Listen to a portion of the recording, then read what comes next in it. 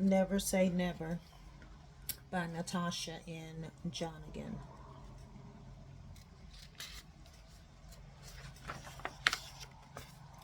This book is dedicated to all women living their lives on purpose. You can visit the website to purchase the book at www.natashajonigan.com. Chapter 1. As I folded the I'm sorry. As I folded the laundry neatly, I hummed the song Gotta Tell You by Yolanda Adams. My morning praise set the tone for my entire day, and I looked forward to it. I was in a great mood, although I wasn't accompanying my husband on his out of town trip. The music spoke to my spirit as I continued my normal routine. There was a pastor's leadership conference Mark attended and thought it was best for me to stay home. The other pastors' wives were not attending, and I looked forward to some me time. That was the first time since our wedding Mark has traveled alone. It's been almost a year, and I still felt like newlyweds. I remember walking down the aisle with my white satin Bible, admiring my soon to be husband. Tears flowed as I was truly in love with Mark and my wedding day. I dreamed of this moment my entire life. My grandmother always said, "Hold your prize until your winner shows up." Indeed, I was a virgin on my wedding night, and grandmother would be so proud of me. The night of our honeymoon, I was nervous yet ready to give myself to my husband. As I got all dolled up in the bathroom, I was anxious and shaky. Mark and I kissed and cuddled many times before, but tonight was the night I was going to become a woman. I put on the white lace gown I received as a gift from my bridal shower. It was cut very low in the front, showing off my beautiful nectar, and cut low in length to show off my beautiful sculpted legs. My body was ready, but my mind still had to catch up. As I applied body lotion all over my body, I dabbed Javago 24K behind each ear. Shipping some champagne as I powdered my nose, I was ready to showcase myself to my winner, my husband. Mark was lying in bed wearing black silk boxers, smiling at me. I could smell his cologne as it tickled my nose.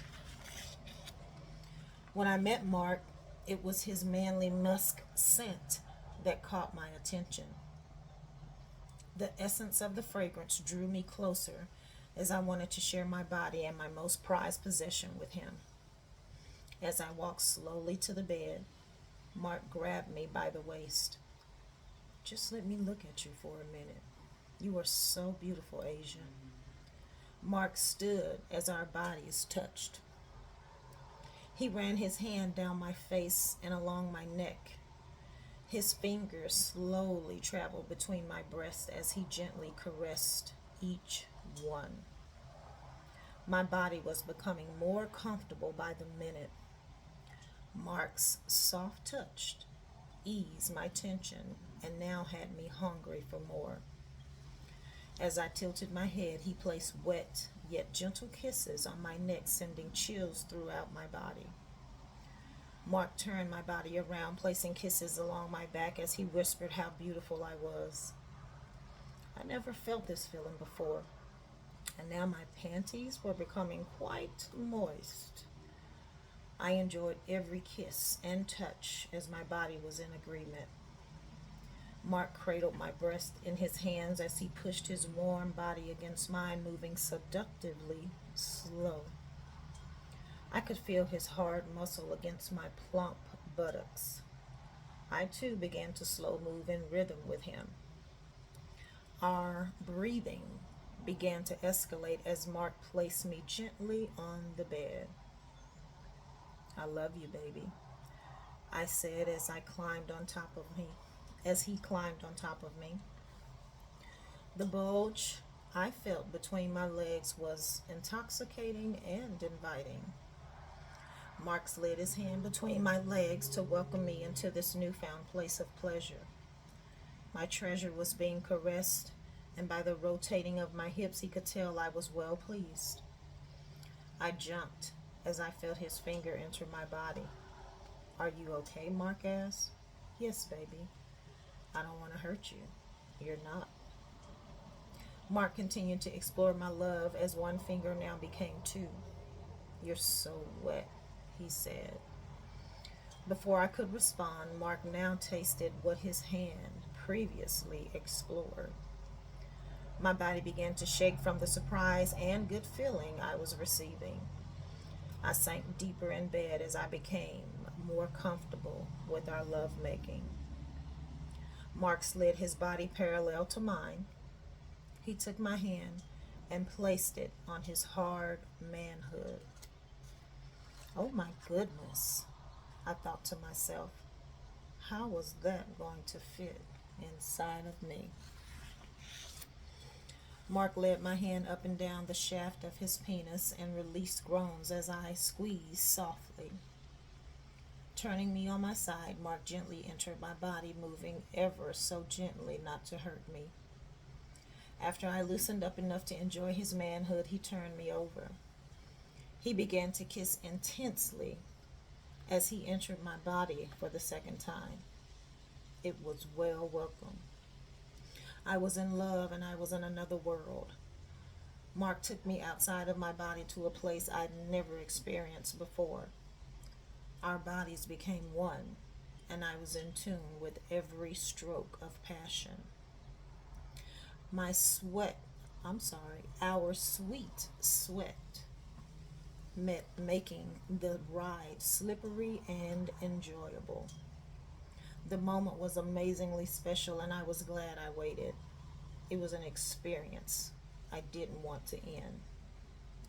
Mark was such a gentleman. After we laid there for a while, we dozed off to sleep. I awoke to my new husband staring at me. "I have a hot bubble bath waiting for you, my love." Underneath my breath, I thank God for such a great man. I couldn't have prayed for anything better. Shaking my thoughts, I continued folding the clothes. After putting the laundry away, I gathered all Mark's suits to be cleaned. Taking each suit, I placed them across the chase in our bedroom. Then I collected my dresses to be cleaned and threw them over the chair as well. It was routine for me to go through all of the pockets of our clothes before dropping them off at the cleaners.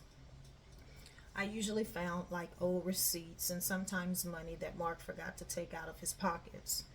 He also carried a few $20 bills on him. Mark loved to bless people throughout the day. He called it the Holy Ghost handshake when he slipped money into someone's hands.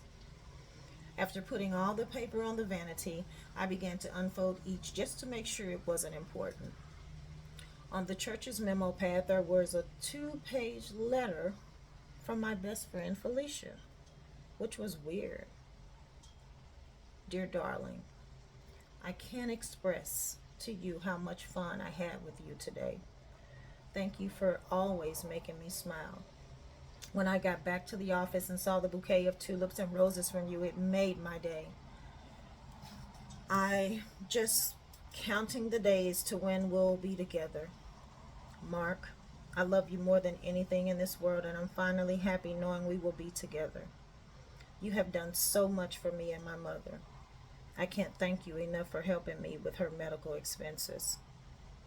This time next year, I will be Mrs. Mark Richardson, and we will no longer have to keep our love a secret. I love you, honey. See you in Oklahoma.